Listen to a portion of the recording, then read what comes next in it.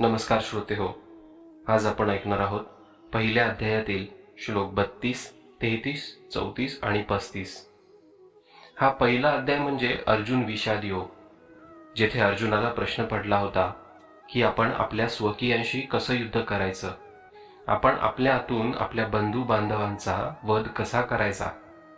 ते सर्व त्याच्या समोर, अर्जुनाच्या समोर युद्धासाठी उभे होते, पण अर्जुन एक भावनेच्या भरात त्यांच्याशी लढण्यासाठी उदास झाला होता. तर त्याचं योग्य मार्गदर्शन आपल्या भगवान श्रीकृष्णांनी केल्यानंतर तो युद्धासाठी तयार झाला.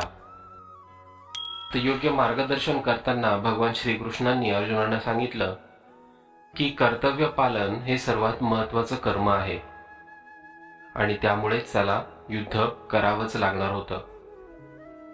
जरी त्याचे समोर युद्ध करणारे त्याचे स्वकीय असले तरीही त्यांनी कुठे ना कुठे काही ना काही पाप केलेली होती.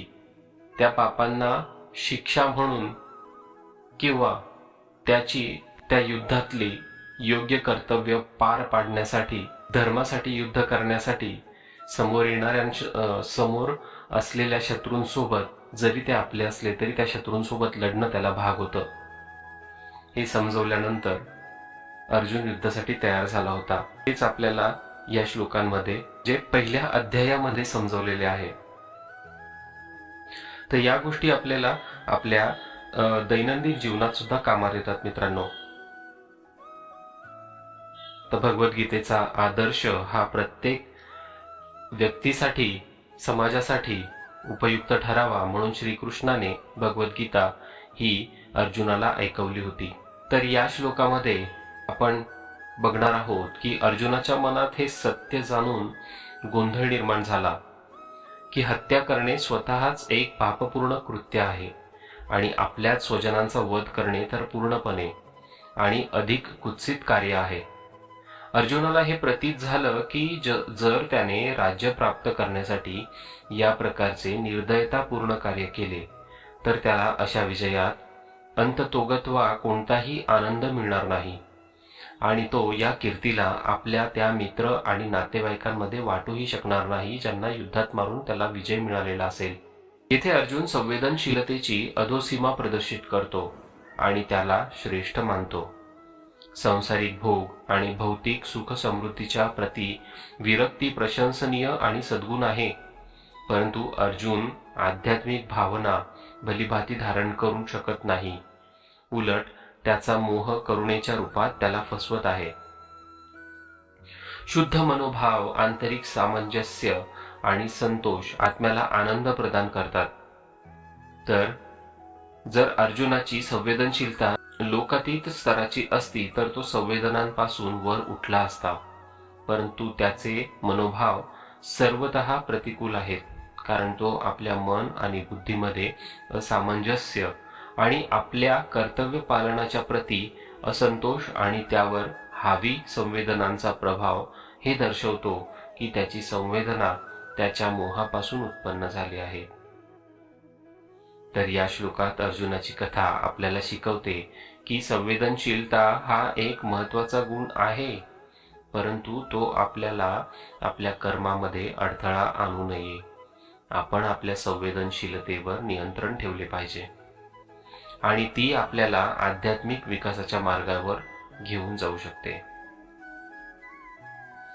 तर पुढील श्लोक द्रोणाचार्य आणि कृपाचार्य.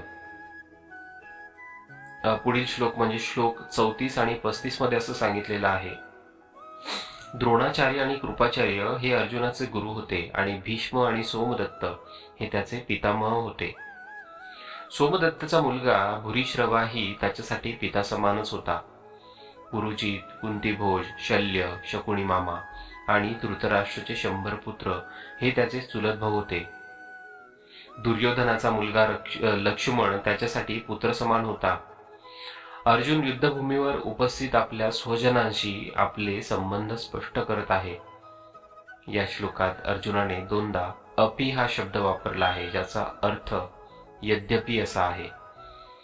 तर पहिल्यांदा अपि वापरण्याचा अर्थ असा की जर ते माझ्यावर हल्ला करतात तरीही माझी इच्छा त्यांचा वध करण्याची होणार नाही. आणि दुसऱ्यांदा अपि वापरण्याचा अर्थ असा आहे की जर आपण धृतराष्ट्राच्या पुत्रांचा वध करतो तरीही आपल्याला पृथ्वीचे 3ही लोक प्राप्त झाले, तरीही त्यांचा वध केल्याने आपल्याला ते सुख आणि शांती कशी मिळेल? तर अर्जुन आपल्या स्वजनाशी खूप प्रेम करतो. तो त्यांना मारू इच्छित नाही.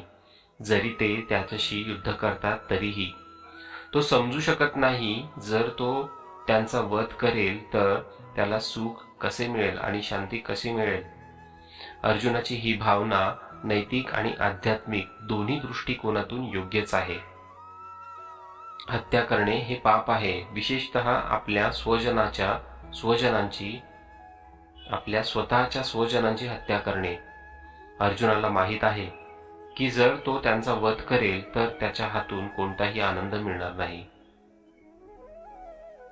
अर्जुनाची ही भावना आपल्यालाही शिकवते की आपल्याला कधीही आपल्या शत्रूंना मारण्याचा विचार करू नये. आपण नेहमी शांतता आणि सलोखा राखण्याचा प्रयत्न केला पाहिजे.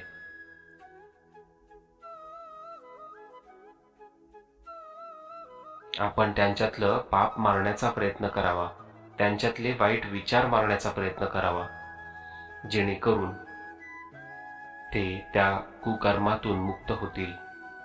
तर या अध्यायांमध्ये इतकंच. पुढे पाहू आपण अध्याय 35, 36, 37, 38.